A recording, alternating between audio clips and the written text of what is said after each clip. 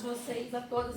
É o comitê que eu amo, das mulheres mais jovens de alma, de espírito, que nada é mais moderno do que envelhecer. Eu acho que vocês são uma inspiração, e capitaneada aqui pela Eneida, de que é isso, né? Que é muito bom. Que é muito bom que a gente pode fazer coisas na vida que a gente... Não é essa aí. Mas ela joga, ela é quase criança. Ainda a mente, o coração, a alma. E ela fala assim, eu sou velha, eu uso roupa de velha. Né? De nada. E na verdade, mostrando, desmistificando exatamente isso. O que é a velhice? A velhice é o que a gente quiser que ela seja também. Só que com mais tempo, né? Assim, porque quando a gente está nesse batidão assim, da vida, que os filhos são pequenos, que a vida que você está correndo, tá ansiosa, e depois vem aquela maturidade, assim, agora eu vou fazer o que eu quero fazer, né? Isso é muito bom. Feliz de estar com vocês aqui. A gente estava preocupada, assim, porque hoje falava que era o dia mais frio aqui do ano para São Paulo, e a gente está com todos vocês, isso é muito bom. É aquele comitê que não se descola, né? Não se descola, que coisa boa de ver. Temos até Caxias do Sul com a Ju aqui. É muito prestígio.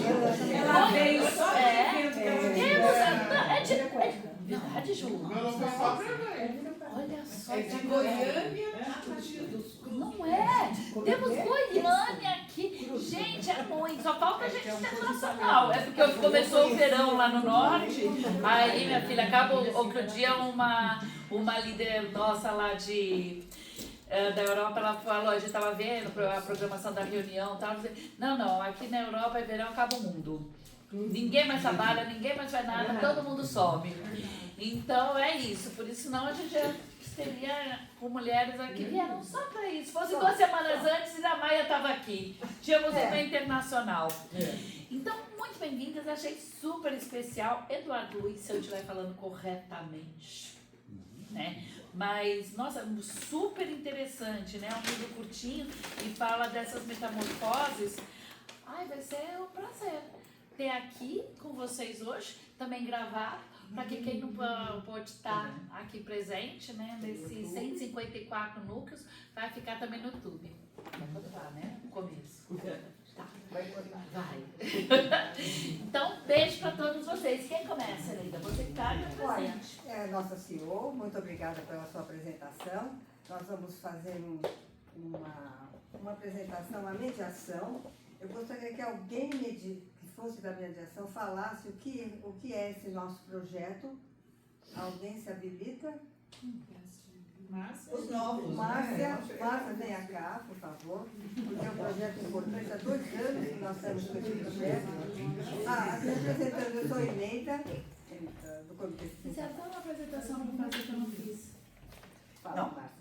Eu acho que essa aqui é uma ideia que a gente brincou que deu certo. Sabe aquela coisinha bonitinha? Ela nasceu bem estruturadinha, a gente chamou o Observatório da Leitura, eles nos concederam um curso, a gente foi se aprimorando, aprendendo juntas, e o resultado não podia ser outro, né? Uma união em função do fomento à literatura. Se a gente brinca aqui, onde tiver um livro, 2 pessoas, e uma boa vontade, a gente vai começar a discutir o mundo de um jeito melhor, olhar o mundo de um jeito maior e finalmente, e principalmente, fazer essa troca do coletivo.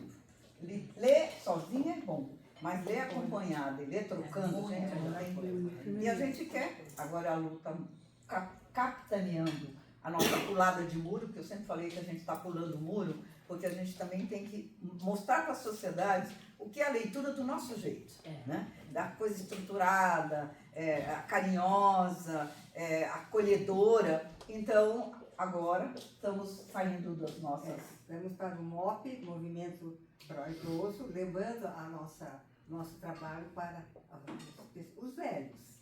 Para os velhos. Agora, ler e ler junto é tudo de bom, gente.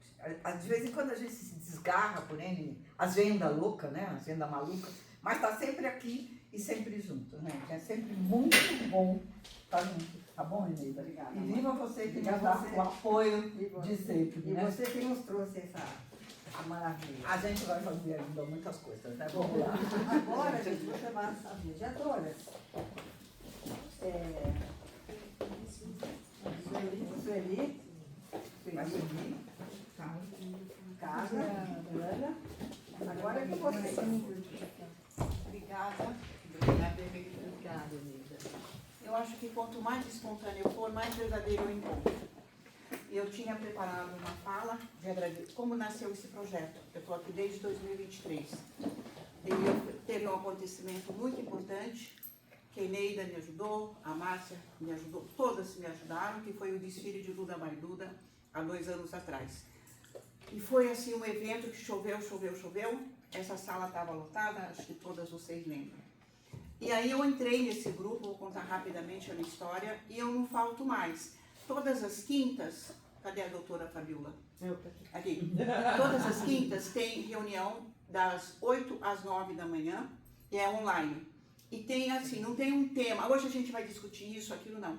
É tão rico, é tão aprendizado, é tão interativo que as coisas vão acontecendo. Então, todas essas reuniões acontecem das 8 às 9, e depois teve um grupo que se formou através do Observatório da Leitura, que é a Márcia Cabral. Quero te agradecer, Márcia, de você ter dado a oportunidade, que trouxe, que é um projeto que era em São Paulo, agora ele está em Ribeirão, e nós estudamos 100 horas, eu, a Bel, a Lu Chagas, então a Miriam, que não está aqui, a Ju, nós fizemos esse projeto, e foi através desse projeto que a Márcia nos apresentou que a gente teve a capacitação.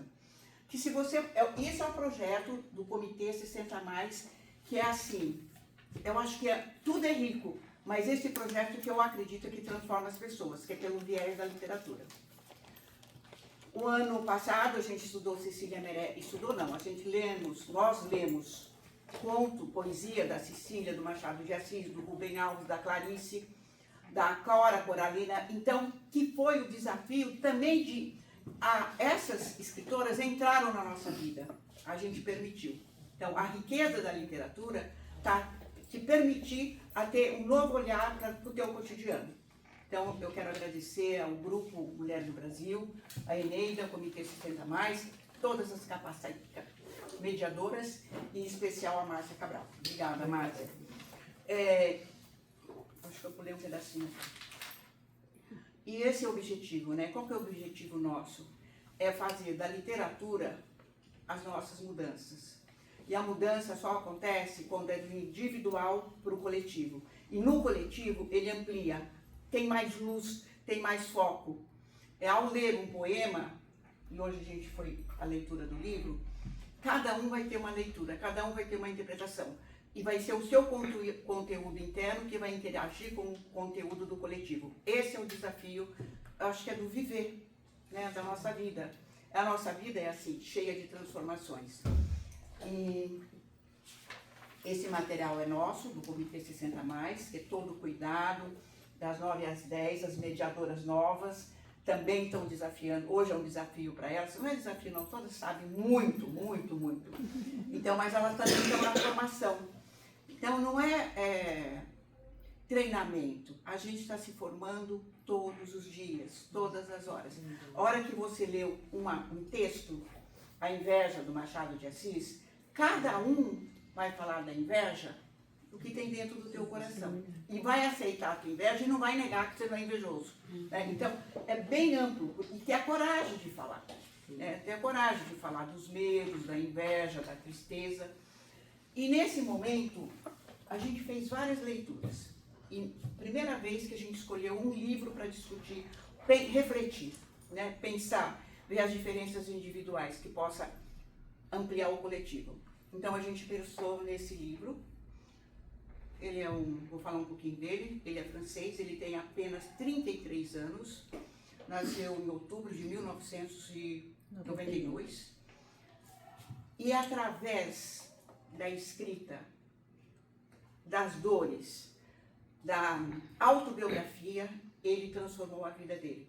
E tem um pedaço que eu não vou dar spoiler, eu vou pular, eu vou ficar falando. Tem um pedaço que ele fala assim: foi através da pobreza, mas ele tinha determinação, isso é muito rico, e ele fala isso no Roda Viva, que ele transformou a vida.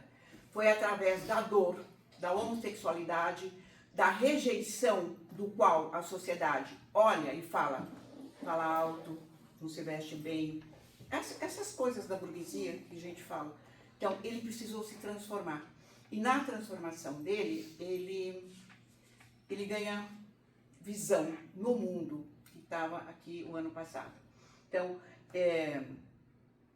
a literatura reflete e transforma o nosso cotidiano, ou seja, a nossa vida.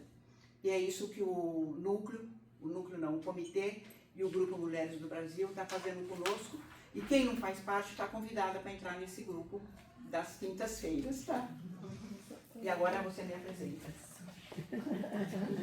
Bom, primeiro eu queria agradecer a todos e ao todo que veio estar aqui conosco. É um prazer muito grande, é um prazer e uma honra para mim participar desse grupo Mulheres do Brasil, qual eu estou há pouco tempo, né, mas me senti muito acolhida por todos. E foi um crescimento enorme para mim a partir do momento que eu entrei aqui, que foi fevereiro, né, se a gente parar para pensar em um pouco tempo. Mas talvez as afinidades foram aparecendo, né, e eu estou aqui hoje fazendo parte, né, como uma mediadora aprendiz, né, e vou apresentar a vocês as pessoas que vão conduzir o nosso trabalho de hoje. Minha querida amiga Sueli, uma fonte de inspiração, né, gente? Maravilhosa. Psicóloga, gerontóloga, especialista em moda no envelhecer. Já coordenou curso sobre moda no IDEAC, fez palestras sobre o tema, participou de encontros, feiras, bazares, tudo para valorizar a moda prática e confortável que favorece a mulher mais velha, né? E falar sobre os preconceitos que rodeiam o envelhecimento. Assim ela diz, não é determinar moda, é a desconstrução da moda no seu vestir. A escolha é se vestir com amorosidade. Obrigada. Muito obrigada. Vou apresentar a minha amiga, Ana Luísa Damasceno. Eu sou amiga dela há muito tempo. Há 40 anos ela me levou para um curso de cabala, do qual eu frequentava durante 20 anos, todas as quintas-feiras. A gente fazia meditação cabalística e foi lá, que ela não quer que eu fale, mas eu vou falar, que ela aprendeu a ler cartas do tarô. Depois pode agendar com ela, que ela é a ler cartas do tarô, ela está aqui, ó. Ela também faz decoração de interiores, geobiologia e feng shui.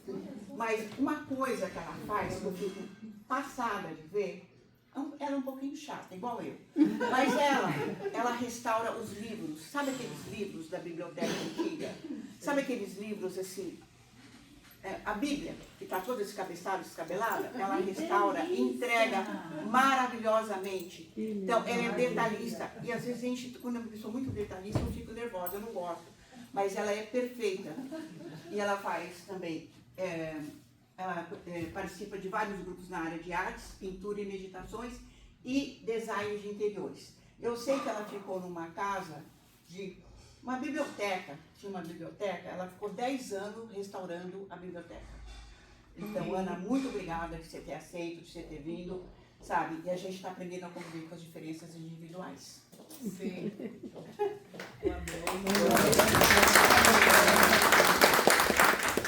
É gostoso a gente se apresentar a uma amiga de 40 anos. Maravilhoso. E que a gente brinca todo dia.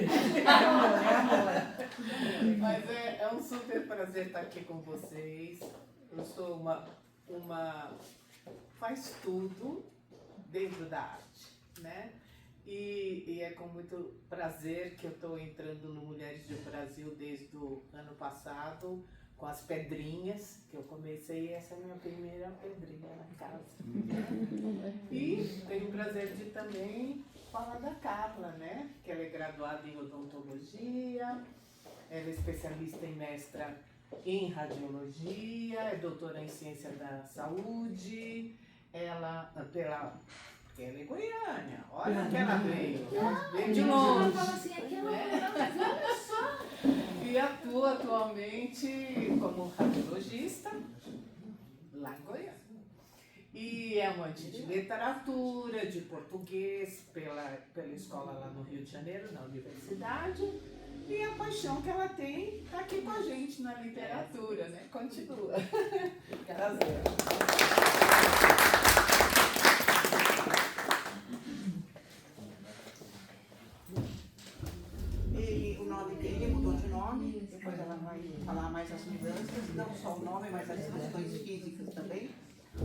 questão, eu fico aqui refletindo, pensando que, acho que de ser aceito pela sociedade, porque a pobreza estava estampada no rosto, no cabelo, nas roupas.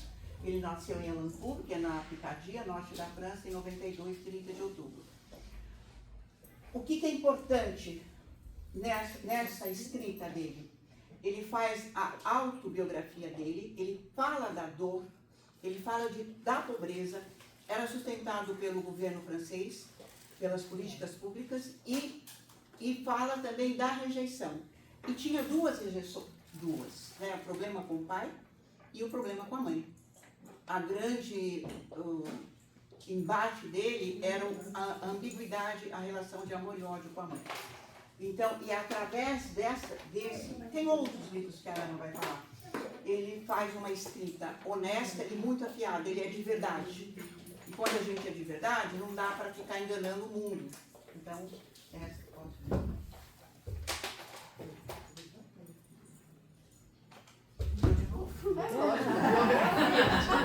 Bom, ele nasceu, eu já falei, de uma família pobre. Normalmente não é, deixa eu olhar para cá também, não é explícito como que as famílias são subsidiadas na França. A gente só conhece ali o museu, vai para lá, vem para cá, é pintado. Acho como aqui também, quando a gente vai para as praias, né? Mas lá é um pouco escondido, não é deflagrado, não é aberto a vida dele. Então, e aí a rejeição aumenta dele com a sociedade e com os familiares. O pai bebia, batia na mãe, então a mãe já estava no segundo marido, ele é o primeiro filho, a mãe teve 5 filhos, e ao ver e viver com aquele sofrimento da mãe, eu vi isso tão bonito no Roda Viva, ele fala que ele tinha que ter uma estrutura psíquica para reconstruir as dores. E aí ele vai para um colégio particular, na École de Ciências Sociais. Ele foi pensador, isso é muito importante. Ele se identificou com Pierre Bourdieu e a escritora Annie Ernaux. Essa escritora, a gente vai sortear um livro para vocês, está aqui. Tá? Vamos ver quem vai ganhar esse livro. Essa escritora, ela tem 83 anos. Há 3 anos atrás, ela ganhou o Prêmio Nobel de Literatura. E ela é autobiográfica também, ela fala da vida. E ela veio da mesma classe social como o Edouard Louis. E ele explora a autobiografia, classifica a sua autobiografia, a etnografia de si. Então, ele vai se basear no Pierre Bourdieu e na Annie para escrever a biografia dele. Não é a biografia dele, é a história de vida que, na verdade, é a biografia. E Annie Ernaux, em particular, é vista como uma precursora desse gênero que combina a autobiografia com o olhar sociológico.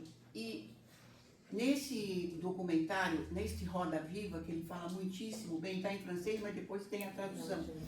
Ele fala ele fala uma coisa que eu entendi isso. Não é com o maior respeito ser pobre, você não escolhe ser pobre, né, num país difícil assim. Mas ele teve uma estrutura psíquica para mudar de vida. Ele foi guerreiro, ele é. E por que você escolhe, agora pensando nas nossas escolhas, um livro francês, sendo que tem vários autores, o Itamar Vieira, o Edgar, não é Edgar, um que fala a palavra que resta, que eu li também, Steno Gardel, e tem vários outros escritores atuais. Tem um que teve na Flip antes, há 2 anos atrás também, que é do Rio de Janeiro. A gente escolheu porque essa luta, quando ele fala das transformações de uma mulher, que é a mãe dele, mas que na verdade a gente faz link, faz associação conosco, a nossa transformação. Aonde? No nosso cotidiano. Não é na hora que vai na festa, na hora que você vai lá dar aula particular, dar aula de... Não, é na tua relação, do aqui e do agora. Na minha relação com a Ruth, que nós somos vizinhas.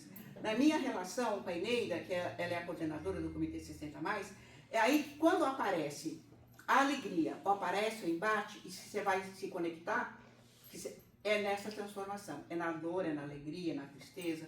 Então, é isso, ele escreve muitíssimo bem. Acho que tem mais?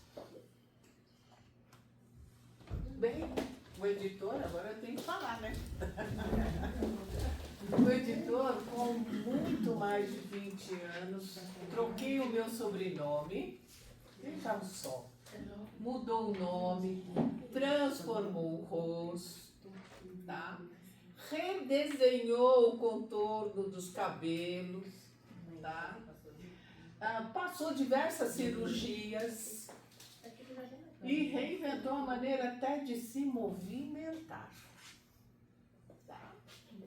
Fora isso, andar, falar, mudar sotaque nortista.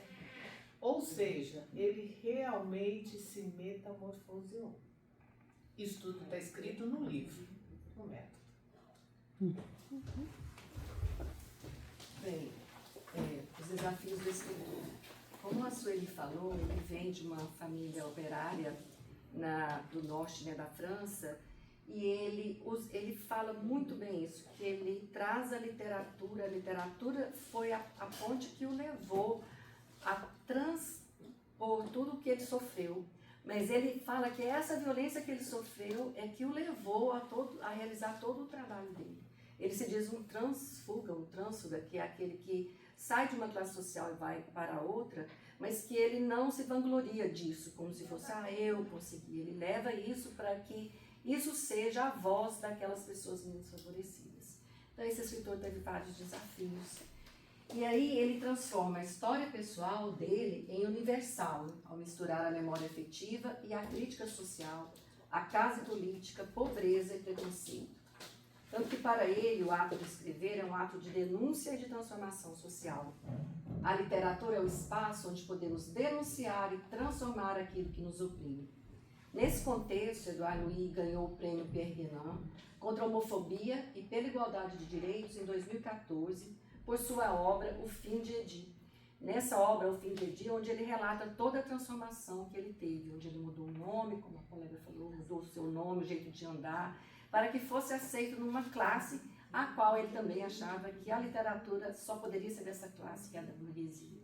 Então ele se redesenhou totalmente e depois ele pôde perceber que não era essa a luta realmente dele. E ele relata isso muito bem em seus livros. E ele traz essa porta da literatura para que ela seja alcançada por toda a classe, inclusive a classe da qual ele veio. Então ele teve... Bom, primeiro foi ano passado, ele veio na FLIP, a Márcia estava lá, eu acho que você até assistiu a palestra dele, que foi sendo um dos principais nomes do evento. Só vou fazer um parênteses aqui, esse ano quem vem é o Paulo Leminski, tá? Eu sou apaixonada por ele, ele é de Curitiba, mas agora a gente vai falar do Edu. Então foi um sucesso e ele aborda a autoficção em suas obras. E aqui você coloca lá no YouTube, Roda Viva, TV Cultura, e põe o nome e vai ter inteira a entrevista. Ele diz assim, eu nunca consegui ser o filho que meu pai queria. Eu fui salvo pela violência que ele forçou a fugir. Foi através da violência que ele fugiu e se transforma. Transforma ele, a mãe, e o entorno, e a sociedade. E nós estamos aqui discutindo ele também. Então, eu fico pensando nele, ele é generoso. Ele fez um ato de amor para nós, né? Para o mundo. Tá?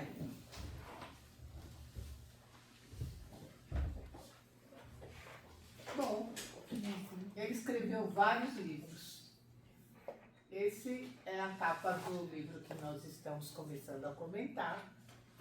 E ele fez O Fim de Edi em 2018, A História da Violência em 2020, Quem Matou Meu Pai em 23, O Lutas e Metamorfoses de uma Mulher em 23 também, Mudar o Método, que é a frase que eu falei anteriormente, em 2024, Monique se Liberta, que o nome da mãe dele é Monique, em 2024, e o Desabamento, agora em 25, que está para ser lançado. Tá? Bom, Lutas e Metamorfoses de uma Mulher.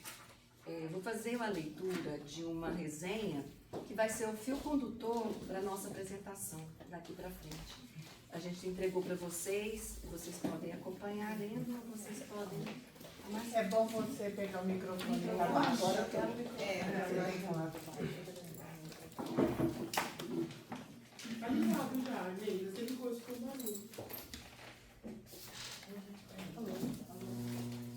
A gente vai lendo.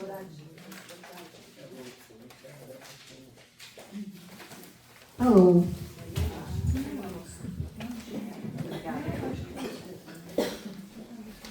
Lutas e Metamorfoses de uma Mulher, Eduardo Lee.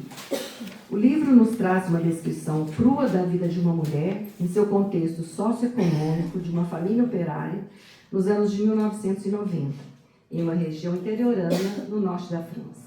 Traz também o relato da relação maternal dessa mulher e de seus conflitos com o filho, que é homossexual e que sofre com discriminação imposta pela sociedade como um todo. Podemos sentir, no desenrolar da história, como a dor e desencontros perpassam na vida do autor e sua mãe, visto ser uma obra autobiográfica. A história é narrada pelo escritor de uma maneira sensível, contundente e começa com a lembrança de uma foto. No decorrer da história, temos a narrativa da trajetória de uma mulher cujos sonhos pessoais de uma possível carreira foram abandonados por uma gravidez precoce, fruto de uma relação ruim e tóxica. Após 2 filhos, essa mulher se separa e começa uma outra relação amorosa, a qual gera mais 3 filhos, sendo o mais velho o escritor Eduardo Lee. Infelizmente, a história se repete, e ela se vê novamente numa relação tóxica com um marido que é alcoólatra e a trata mal. Neste contexto, a relação com seu filho Eduardo Lee se apresenta como de amor e ódio, visto que ele não se sente aceito por ser homossexual e não aceita sua situação de pobreza e dificuldades familiares. O texto relata uma vergonha individual e outra compartilhada, sentido pelo autor e sua mãe. Aos 16 anos, Eduardo Lee sai de casa e vai estudar em outra cidade. Um novo mundo se descortina para ele a partir dos estudos, da filosofia, da literatura, e esse é o ponto de partida para a sua transformação e entendimento da vida daquela mulher tão sofrida que é sua mãe. Ele começa uma reaproximação com a mãe e passa a valorizá-la e a fortalecê-la, para que ela também possa ser autora de sua transformação. Esse é o caminho que se abre para ambos. Sua mãe consegue se separar, muda-se para Paris, adquire novos sonhos, nova vida, e neste contexto, um novo relacionamento amoroso. Ela passa a sentir sua metamorfose, uma conexão consigo mesma. A partir daí, mãe e filho, transformados, metamorfoseados, se reencontram.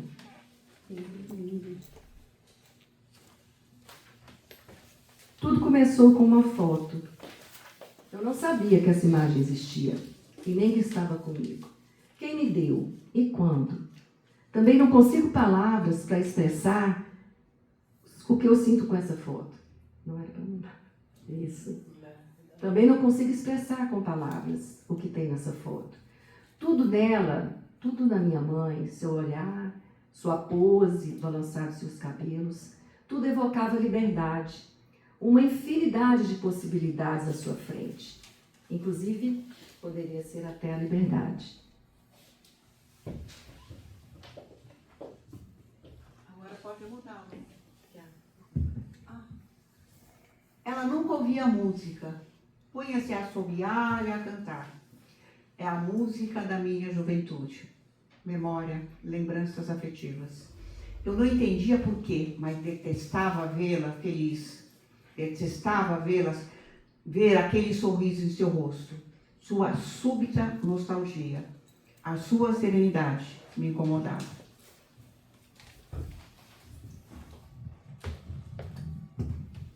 Era tão comum vê-la infeliz em casa.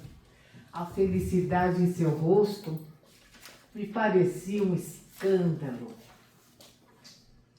Uma enganação, uma mentira. Era preciso desmascarar o mais rápido possível.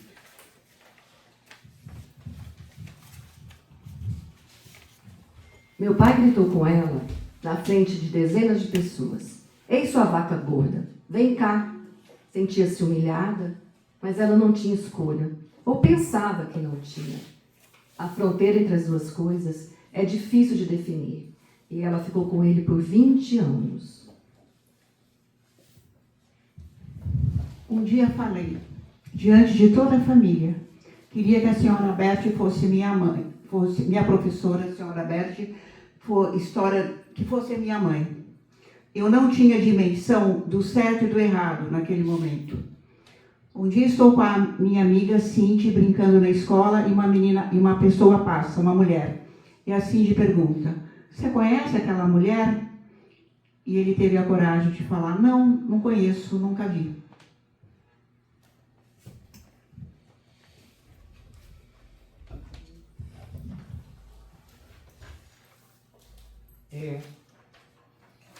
Tudo desmoronou no meu primeiro ano no liceu.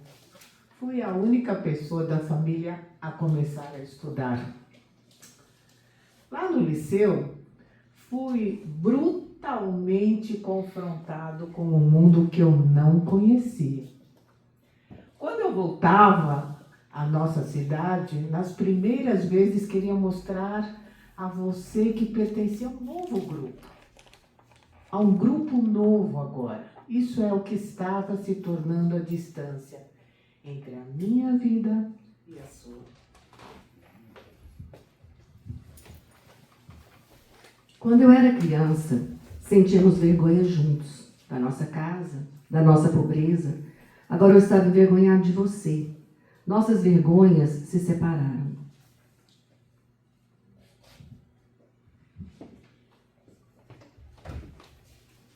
Mas o meu telefone tocou.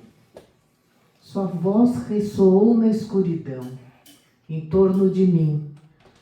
Pronto, eu consegui. Pus tudo dele em sacos de lixo e joguei na calçada. Nunca mais, nada de ceder, chega de ceder. Fiquei orgulhoso de você. Será que eu lhe disse isso? Nossa distância nos reaproximara. A nossa distância se reaproximou por um acontecimento. Nos últimos anos, ficávamos torcendo, eu e minha mãe, mesmo distante, começávamos a se aproximar, para esperar um cheque de 5 euros. Então, toda semana, a gente ficava no sonho, na ilusão que ia chegar 5 euros. Golpe, naquela época.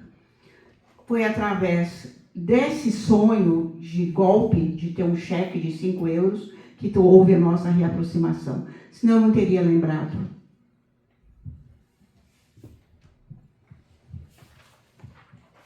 Como todas as metamorfoses, o desenrolar da sua forjou-se um encontro. Ele pediu que ela se mudasse com ele para Paris, mas ela não aceitou. Depois, ela entendeu que ele não seria como meu pai ou como seu primeiro marido. Eu a encorajava a abandonar o papel de mãe. Meu irmão menor, que tinha 18 anos, ainda morava com ele. Com ela. Meu irmão vai se virar. Você conquistou o direito de ser egoísta agora. Um ano depois, ela foi viver em Paris. Ela viu a surpresa em meus olhos e disse, viu? Não sou mais a mesma. Agora sou parisiense. Sim, é verdade. É verdade, você é a rainha de Paris. Eu adoraria que essa história da minha mãe fosse, de algum modo, de alguma maneira, a morada onde ela pudesse estar na mão dela, se refugiar. Vamos conversar?